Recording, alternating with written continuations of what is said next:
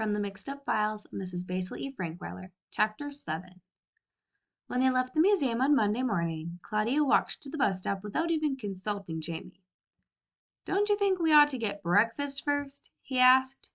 "Mail early in the day," Claudia answered. "Besides, we want them to get this letter as soon as possible." "It will get there faster if we delivered it by hand," Jamie suggested.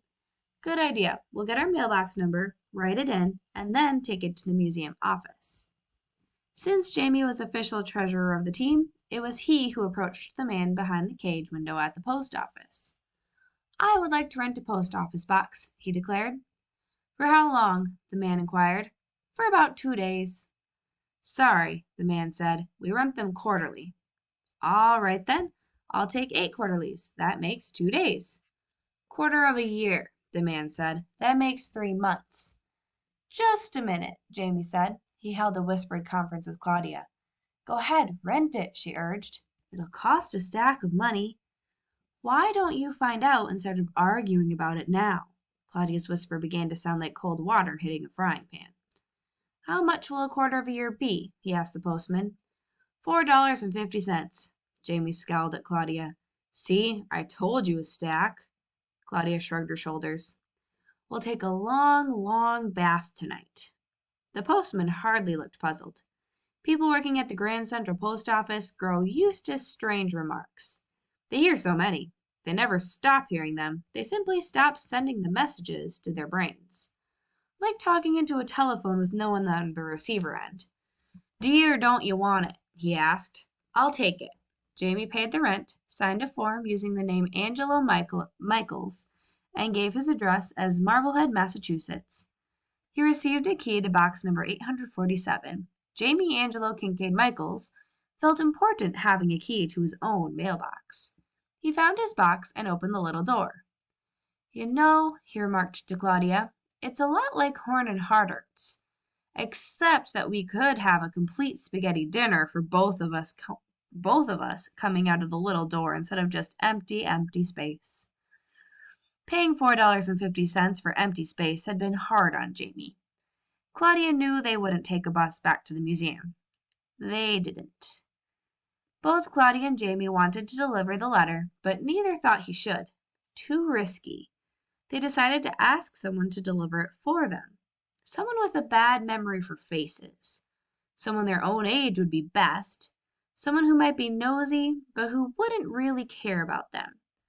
It would be easiest to find a school group and select their messenger. They began a search for the group of the day by looking in the usual places: Arms and Armor, the Costume Institute, and Egyptian Art. As they approached the Egyptian wing, they heard the shuffling of feet and a sound they recognized as the folding of chairs and the gathering up of rubber mats. They weren't anxious to hear the talk about mummies again. They never watched repeats on television either. But they decided to look the group over. So they waited inside the tomb. "Now, Saxonburg, I must tell you about that Egyptian tomb called the mastaba. It is not a whole one, it is the beginning of one. You can walk into it. You can spend a lot of time in it, or you can spend very little time in it. You can try to read the picture writing on the walls, or you can read nothing at all. Whether you read or not, whether you spend a lot of time or little time in that piece of ancient Egypt, you will have changed climate for at least that part of your day. It is not a hard place to wait in at all." The group was moving past the entrance. Claudia and Jamie were relaxed and waiting, wrapped up in the little vacuum of time created by those warm stone walls. Puffs of conversation broke the silence of their tomb. "Sarah looks like Pharaoh. Pass it on." "When are we going to eat?" "Man, what a lot of walking." The conversation reined in softly and comfortably and told the two stowaways that they had the correct age group. That was the way kids in their classes always talked. Words continued to drizzle into their shelter. "Hey, Rube, look at this." "Come on, Grouperoo, let me borrow it." Something else now showered upon them, something much less comfortable. Familiarity. The names, Sarah, Bruce, Rube, were familiar. Ages ago, in time well outside the mastaba, they had heard those names, in a classroom, on a school bus.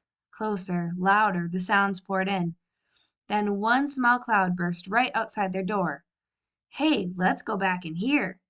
Jamie's eyes caught Claudia's. He opened his mouth. Claudia didn't wait to discover whether he opened it in surprise or to say something. She clamped his hand over his mouth as fast as she could. An adult voice urged, "Come on, boys, we have to stay with the group." Claudia took her hand from Jamie's mouth. She looked at him solemnly and nodded yes. The "come on, boys" voice belonged to Mrs. Clendeman, Jamie's third-grade teacher. Rube was Reuben Hurst, and Bruce was Bruce Lansing. Sarah was Sarah Sawhill, and unfortunately, she did look a great deal like Pharaoh. Believe it or not, the mountain had come to Muhammad. Their school had come to them. At least, Jamie's class had. Jamie was furious. Why had Claudia muzzled him? Did she think he had no sense at all? He pulled his eyebrows down and made his best possible scowl. Claudia held her finger up to her lips and signaled him to stay quiet. The sounds of third-grade shuffling and third-grade jostling faded from their shelter. The quiet of the ages returned to the tomb. But not to Jamie. He couldn't contain himself another minute. He could still feel the pressure of Claudia's hand over his mouth. "I have half a mind to join that group and go back with them and just be mysterious about where I came from. If you do that, it'll show that you have half a mind. Exactly half. Only half. Something I've suspected for a long time. You can't even see that this is perfect." "How perfect?" Claudia slowed down. "You go to the museum office. Deliver the letter. Tell them you are in the third-grade group that is visiting from Greenwich and someone asked you to deliver the letter. The teacher said it would be okay. If they ask you your name, say Bruce Lansing, but only if they ask." "You know, Claude, when I'm not wishing I could give you a sock right in the nose, I'm glad you're on my team. You're smart, even if you're hard to live with." "You'll do it then?" Claudia asked. "Yeah, I'll do it. It is perfect. Let's hurry before they come back." Jamie entered the museum office, and Claudia stood guard outside the door. She intended to step inside the office if she spotted the class returning. Jamie wasn't gone long. Everything had gone well, and they hadn't asked his name. Claudia grabbed his arm as he came out.